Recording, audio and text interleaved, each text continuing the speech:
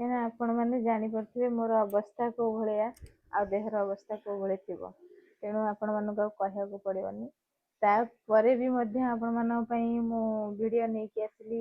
ମାନେ ଏତେ ଖୁସି ଲାଗୁଛି କି କହିବାର ବି ସୀମା ହିଁ ନାହିଁ। ତ ଦେଖନ୍ତୁ, ଆମର ଜଣେ ଅପା ସେ ମନା କରିଥିଲେ ତାଙ୍କ ନାଁ ନେବା ପାଇଁ। ସେ ବହୁତ ବହୁତ ଦୂରରୁ ମୋ ପାଇଁ ଶାଢ଼ୀ ମଗେଇଛନ୍ତି। ଏଇଟା ହଉଛି ପଣତଟା, ଆଉ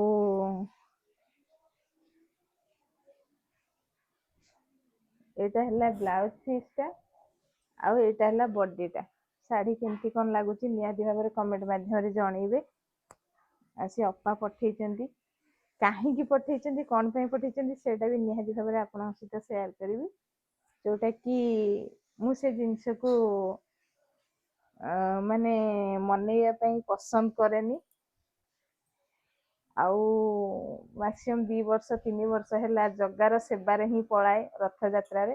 ଏ ବର୍ଷ ବି ଯାଇପାରୁନି। ତ ଏ ଶାଢ଼ୀଟା ଆକ୍ଚୁଆଲି ପଠେଇଛନ୍ତି ସେ ଅପା ପୁନେରୁ।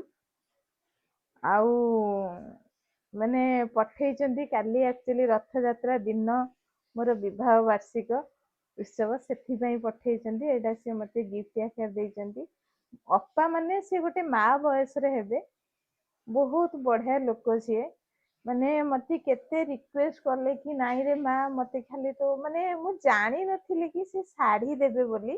ଆକ୍ଚୁଆଲି ମତେ ଆଡ୍ରେସ ମାଗିଲେ, ବହୁତ ରିକ୍ୱେଷ୍ଟ କଲେ କି ସେମାନେ ମତେ ଭାବିଲେ କି ଆଉ ହଉଛି କି ମୁଁ କିଛି ପ୍ରୋବ୍ଲେମ ହବ ବୋଲି ମୁଁ ଦଉନି ଆଡ୍ରେସ, ସେଥିପାଇଁ କି ମତେ ବହୁତ ମାନେ ରିକ୍ୱେଷ୍ଟ କଲେ କି ନାଇଁ ମୁଁ କିଛି ପ୍ରୋବ୍ଲେମ କରିବିନି, ତୁମେ ଆଡ୍ରେସଟା ଦିଅ।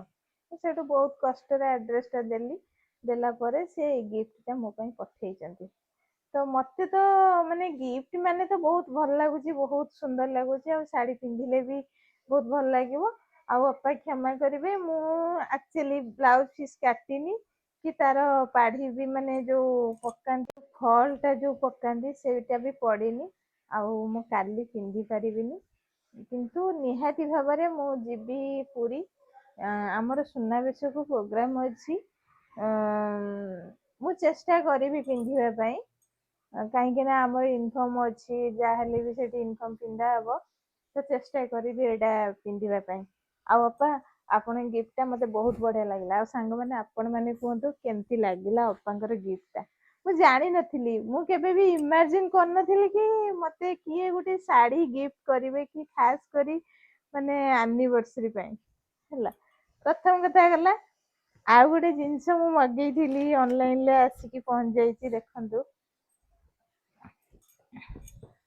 ଆକ୍ଚୁଆଲି ଏଇ ଯୋଉ ଡେଭଲପମେଣ୍ଟ ଗୁଡା କିଛିଟା ଲୋକ ଅଛନ୍ତି ସହି ପାରୁନାହାନ୍ତି। ଗୋଟେ ବକ୍ସ ମଗେଇଥିଲି, ବହୁତ କମ ପ୍ରାଇସ ର, କିନ୍ତୁ ବହୁତ ବଢିଆ ହେଇଛି, ବହୁତ ଭଲ ଆସୁଛି। କେମିତି ଲାଗୁଛି କହିବେ ନିହାତି ଭାବରେ କମେଣ୍ଟ ମାଧ୍ୟମରେ। ଆଉ କୋଉଟା କେମିତି ଲାଗୁଛି, ମାନେ ଶାଢୀଟା କେମିତି ଲାଗୁଛି ଲେଖିକି କହିବେ, କି ଶାଢୀଟା ଭଲ ହେଇଛି। ଆଉ ବକ୍ସ ଟା ବେଶୀ ପଇସା ନୁହଁ, କେତେ ଭିତରେ ହେଇଥିବ ତଥାପି ଆପଣ ମାନେ କମେଣ୍ଟ କରିବେ। ଆଉ ଶାଢୀଟା ଯେତିକି ହେଇଥାଉ ନା କାହିଁକି, ମୁଁ ସେଇଟାକୁ ଗ୍ରହଣ କଲି। କାହିଁକି ନା ସେଇଟା ହଉଛି ଭଲ ପାଇବାରେ ଗୋଟେ ମାନେ ଦିଆଗଲା, କଣ ସେଇଟା କୁହନ୍ତି, ଉପହାର। ସେଇଟା ଭଲ ପାଇବାରେ ଦିଆଗଲା। ସେଇଟାକୁ କହି ହବନି କି ତାକୁ ମାନେ କୌଣସି ଟଙ୍କା ପଇସାରେ ତୁଳନା କରାଯାଏନି ଉପହାରଟାକୁ। କାହିଁକିନା ଉପହାରଟା ଯିଏ ଯେତିକି ଆମକୁ ହାର୍ଟଲି ଭଲ ପାଉଥିବେ ସିଏ ହିଁ ଦିଅନ୍ତି। ସମସ୍ତେ ଉପହାର ଦେଇପାରନ୍ତିନି, କି ଆମେ ସମସ୍ତଙ୍କଠୁ ଉପହାର ଗ୍ରହଣ କରିପାରନ୍ତିନି।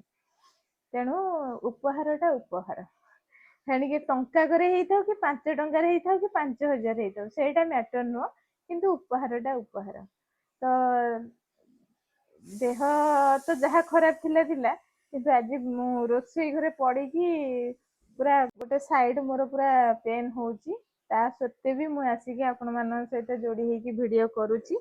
ଆଉ ଆଉ କଣ କହିବି, ଏତିକି କହୁଛି, ରହୁଛି। ଜୟ ଶ୍ରୀ ଜଗନ୍ନାଥ। ଯଦି ମୋ ଭିଡିଓଟି ଭଲ ଲାଗିଥାଏ ନିହାତି ଭାବରେ କମେଣ୍ଟ ଦବା ପାଇଁ କେବେ ଭୁଲିବେନି। କମେଣ୍ଟ ଦେବେ, ଲାଇକ୍ କରିବେ, ସେୟାର କରିବେ। ରହିଲି, ଜୟ ଶ୍ରୀ ଜଗନ୍ନାଥ।